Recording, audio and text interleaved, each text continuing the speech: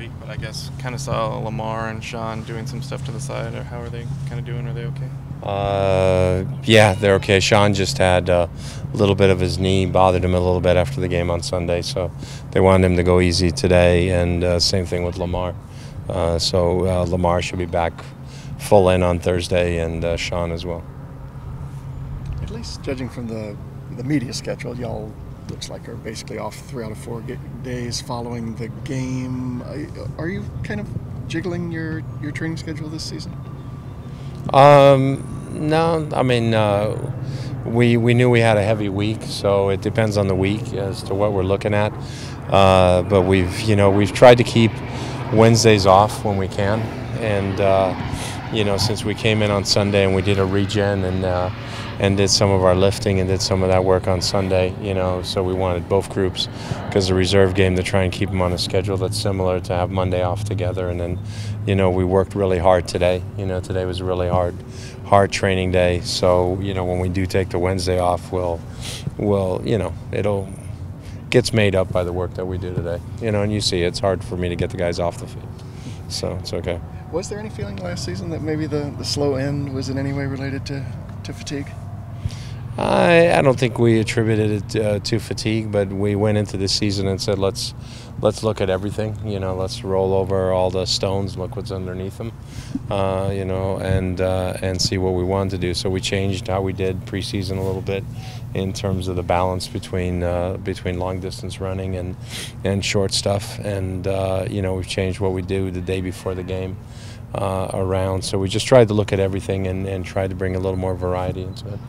Have the regen days in particular changed? It seemed like you were almost religious in bringing them back the day after games in the past. No, I mean, again, like I said, it all depends. So like this weekend, we'll play on Saturday and we won't bring them in for a regen until Monday. It depends a little bit from week to week and what the game is the next weekend and what the reserve team's doing. So. I'm sure when you brought him in, you were hopeful that Gonzalo could be a real contributing player on this team, but is it maybe exceeded your expectations that he's turned into a starter and been as productive as he's been? Well, I think he's also surprised himself, mainly because I think he was uncertain as to how healthy he could stay and what the effects were of his injury and the surgery. And so health-wise, he's been very good. He's been able to deal with that. He's been one of the guys that we've tried to manage along a little bit too, where his weekly schedule is a little bit different than some of the other guys, because we knew, he had that, surgery and was building back into his fitness level. But certainly from a standpoint of what he's contributed on the field and playing-wise, I mean, he's been a real positive, and probably has exceeded what we expected. What does that pairing with Ozzie do different than maybe other pairings you've had with Ozzie in the past? Well, I mean, just Ozzie and him get along very well on and off the field, so that obviously has an impact. But as I said, he's the kind of guy who talks a lot, and as does Brad when he plays in there with Ozzie. But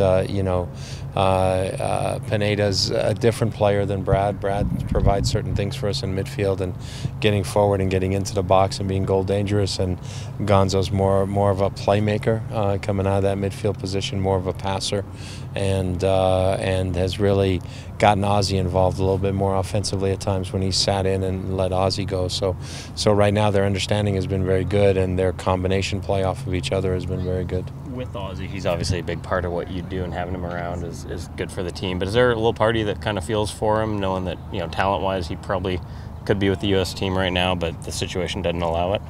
Well, obviously the situation, with the Cuban Federation, because it was something that was being pursued for a long time, and it was basically in the hands of the Cuban Federation. They needed to turn over some documentation. They needed to make some statements, and they weren't willing to do that. And so that's what stalled it all. There was nothing really that U.S.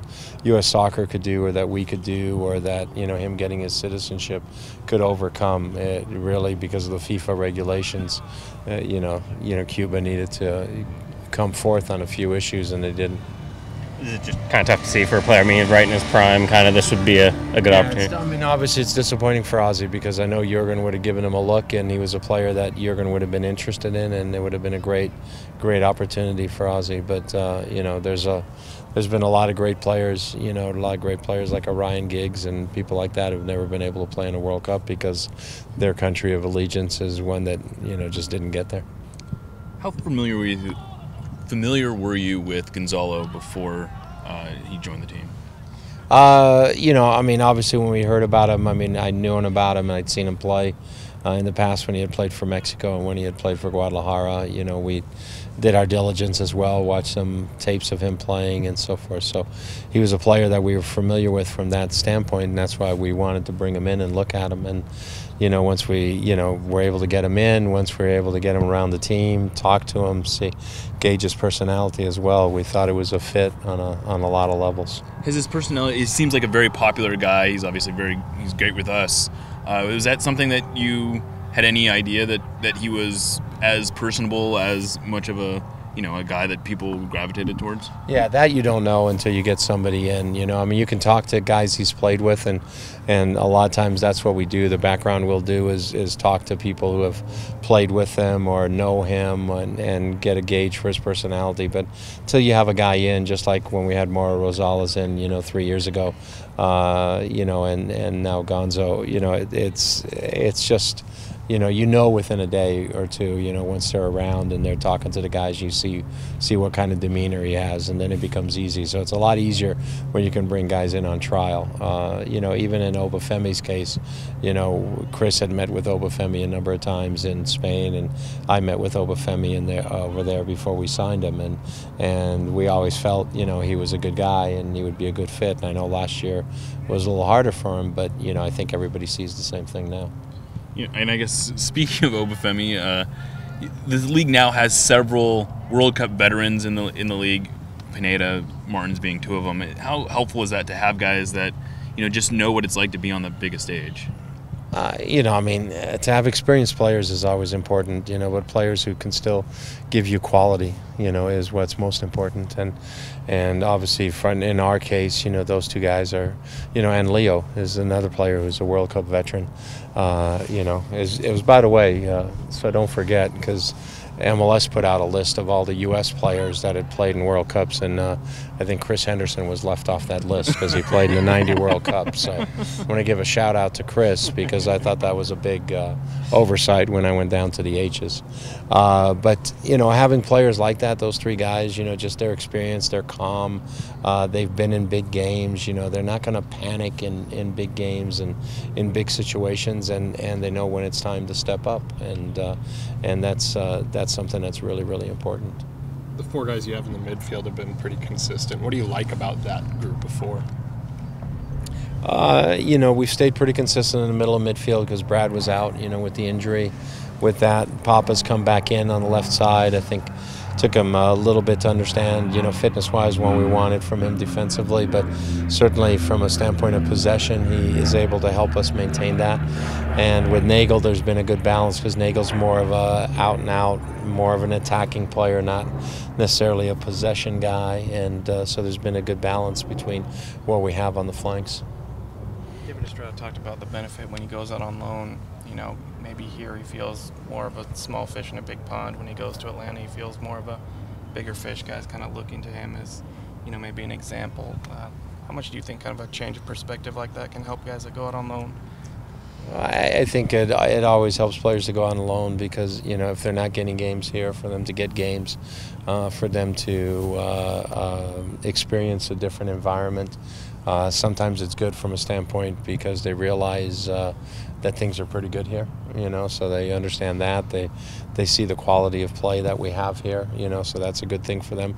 And it's also a good thing for them when they've, you know, got the, I don't want to say pressure, but when they have the responsibility a little bit on their shoulders where that other team's expecting them to deliver because they're coming from an MLS team. And so it's good to see how those players react. But the most important thing is them getting experience and game time on the field. Going back to Oba, you had said that you hadn't had enough time to see him and Kenny pairing up top together. Is there anything that you can do as far as like any drills or anything that you can partner them up in so they can become more familiar with each other?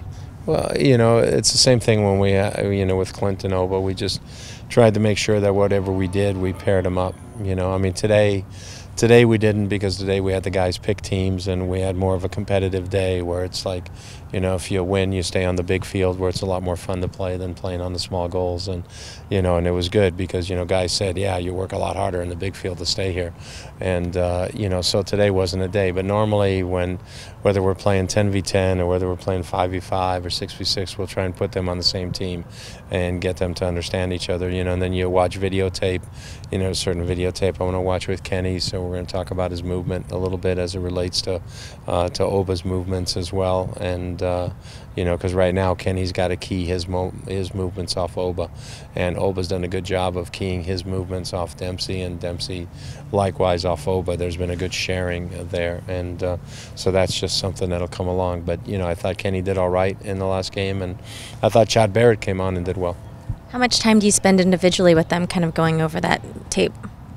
You know, you sit down once, maybe twice a week, you know, and sort of talk to them about it. You know, sometimes they're short conversations, sometimes they're longer conversations, you know. So, you know, I know Barrett, I thought had a good weekend, did well with the first team off the bench, played well for the second team, and you know, we watched maybe about 60 seconds of videotape together that I really want to highlight to him, and talked about it a little bit, and you know, he understood, and obviously was able to transform that message into good play. And then switching topics, it seems like you talk with Jurgen quite a bit. Have you talked to him since he brought the guys into camp, and have any idea of how your guys are doing? Haven't talked to him. You know, I've talked to our guys, you know, so they've talked to me, but I haven't talked to Jurgen at all at this stage. I figure he's pretty busy. He's got enough to do, and he's got a lot of cameras in his face after practice, and you know, talking a lot to the press. So you know, I'm sure he doesn't need me calling him and bugging him, but I'll call and bug him at some point. What have our guys expressed to you? You know, it's been work. You know, it's been work. You know, so they've had you know, double days or triple days or quadruple days. You know, however you want to define it, and you know, but it's definitely been work, and you know, it's hot up there, so they appreciate all that. What did you see in Jaleel on Saturday? I thought Jaleel got better as the game went on. I thought his second half was better than his first half, and just getting more confidence on the ball, you know, just getting comfortable on the field again, because, you know, here's a guy who played all the time in Chicago, and it's a little bit different since he didn't start for us and was off the bench. And so, you know, even though you don't want to, invariably you doubt yourself a little bit. And but I thought he came on, and I thought he got better as the game went on. Second half was good. The ball he played into Kenny was a good ball. He played one ball into Papa, which was a really good ball that allowed Papa to turn and combine and create a few things as well. And I thought his defending was solid, so it was good. What is the team? What does it change about the team when he's in there as opposed to DeAndre? You know, he's not going to go storming forward in the same way that DeAndre does, you know, but that's not the role we expect of him. So defensively, I think we're a little more solid, and it means, but it also means that the guy in front of him has to take a little more on his shoulders offensively. So Nagel in front of him, you know, there were more balls that Jaleel definitely played to Nagel and allowed Nagel to go 1v1 a little bit, you know, more so than maybe he goes normally when DeAndre's in there, because he's tucking in and opening up that space for DeAndre. So it just varies a little bit how you play. See the Open Cup dates with June 11 at home, I guess, potentially, versus PSA June 18 on the road. Yeah, it's I know it's June 18 on the road if the Galaxy win, and whether it's the 11th or the 18th at home, I think is still up in the air a little bit. Can you loan any players to PSA?